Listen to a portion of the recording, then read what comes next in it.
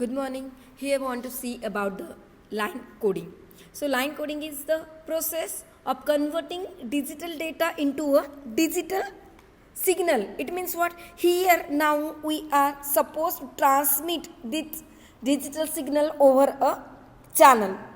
So here we are having the stream of binary numbers, nothing but the 1 and zeros. So which we can suppose to transmit using the waveform, which we are calling as a line code, or we can say as a data format. So what is the need of that line coding? Because it is having various techniques. It can transmit the digital data over a digital signals. If you see, it is inherently discrete in a nature. And here, if we are using the line coding, at that time we can transmit it over a band limited channel. So here signal gets dispersed, and here as we are supposed to do the transmission of digital data over a digital signal. So by this technique we can convert a sequence of bits into a digital signal. So at the sender side, digital data we can encode into a digital signal, and at the receiver side again we can recreate. So digital data can be recreated by decoding the digital signal. So here we can use line coding technique which will avoid the problems like distortion, intersymbol interference, overlap. So here we will see thoroughly about the line coding. So when we are saying we are supposed to use the line coding, at that time we are having the pair of binary numbers. These are nothing but 0 and 1. So here we are supposed to convert that into a digital waveform, digital signal. So you can see here we are having the stream of bits, binary 1 and 0 at the transmitter side, and we are using the line coding. We are converting this into a digital signal, or we can say a digital waveform. So there are different properties line coding is having, like its transmission bandwidth is as small as possible. It is having power efficiency, so as small as possible for a given bandwidth and probability of a error. It will be error detection and correction capability. So if you see about the line coding, we are having the different types, like we have seen in the previous session. We are having unipolar, bipolar and the polar. So we can say it will have the capability of error detection and the error correction. You can take an example of a bipolar coding, or we can say bipolar encoding. So here favorable power spectral density, it means what? Here we will get the DC component that will be equal to 0, and it will be a transparency, because it is preventing long string of zeros or ones. It will have adequate timing content. It will extract timing from the pulses. As we have already seen, we are having the 3 types of the line coding. These are unipolar, polar and the bipolar. In unipolar, if you see, we are using only 2 numbers, 0 and 1. So if there is absence of pulse, we can denote by using the 0, and if there is a presence of pulse, we can denote by a 1. Then we have seen about the unipolar non-return to 0 and return to 0, because there are 2 common variations of the unipolar signaling. These are NRZ and a RZ, non-return to 0 and a return to 0. So unipolar non-return to 0, you can see here. So here unipolar non-return to 0. It means what? If we are having the NRZ coding, at that time we can use the full width pulse.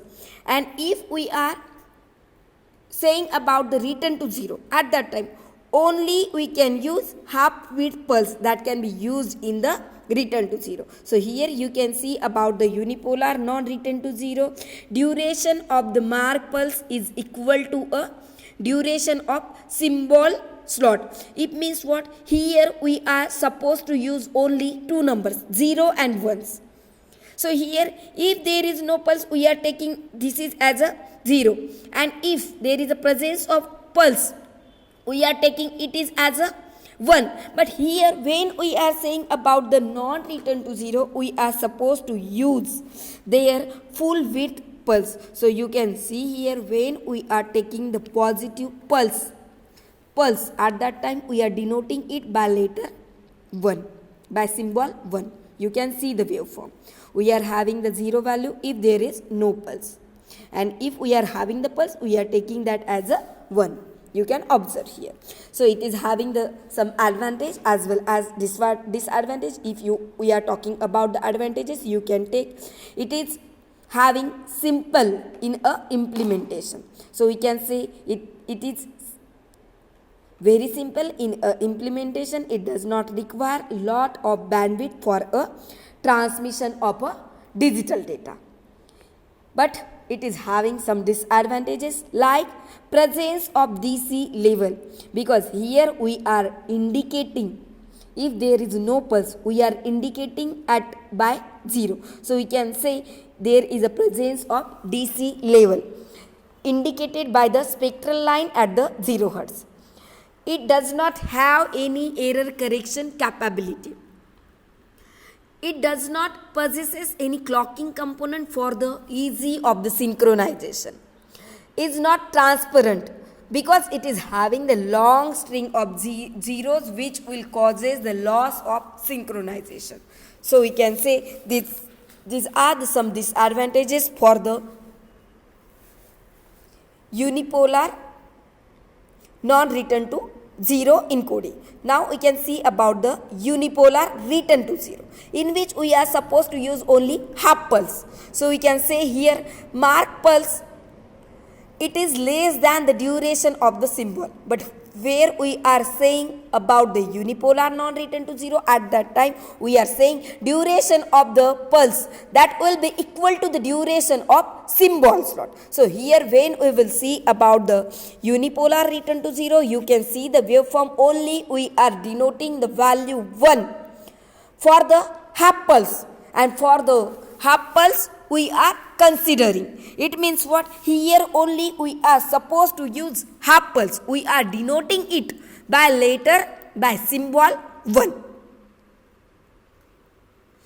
So it will fill only the first half of the time slot, and it will return to 0 for the second half.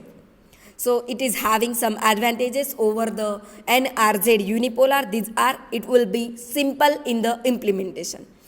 There is a presence of spectral line at the symbol rate which can be used as a symbol timing signals. There are some disadvantages like the presence of DC level like NRZ unipolar. Here continuous part is non-zero at 0 Hz, which will causes signal drop. It does not have any error correction capability. It's not transparent. It will occupy as much as bandwidth like a unipolar non-return to 0. So here it is having the lots of disadvantage. So there is need of another encoding technique. So now we can see about the polar signaling. It is also a one of the type of line encoding, in which we can divide this into two types: binary, polar non-return to 0 and polar return to 0. So firstly we will see about the polar non-return to 0. Here when we are talking about the polar encoding, at that time here if we are having the positive pulse, we can denote by the letter 1, by the symbol 1, and if we are having the negative level, we can represent that by the symbol 0. It has no DC component, so it will be the advantages over the unipolar. So we can say here binary 1 is represented by pulse and binary 0 is represented by the opposite pulse. So here we are saying pulse G1 of t, that will be the positive, and pulse minus G1 of t. You can see here, when we are talking about the unipolar, at that time we are taking from ground to the positive level.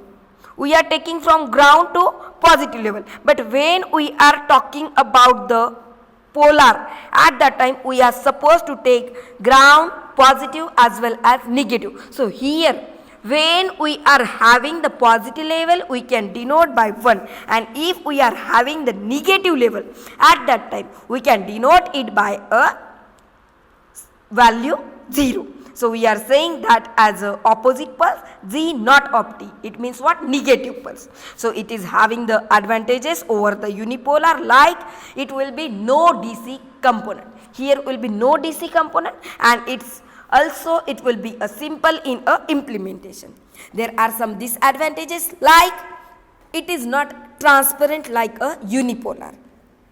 Does not possesses any clocking component for the case of synchronization. It does not have any error correction capability, and as continuous part is non-zero at 0, it will also causes a signal drop. Now we can see about the polar return to 0. As the name given, return to 0. Here, if we are having the value that will be positive pulse, at that time we can denote by value 1. And if we are having the opposite pulse, at that time G naught of t, that will be a negative. Here we will take the value binary 0 like a non-return to 0. But here, if you compare polar non-return to 0 and return to 0, for return to 0 only we are allowable to use half pulse. So here you can see, when we are having the value positive of the pulse, at that time only for half duration it will changing, because we are saying when we are using the return to 0 only we are supposed to use half width pulse. So you can see the waveform. It is also having the advantages like non-return to 0 polar encoding. It will be having simple in a implementation.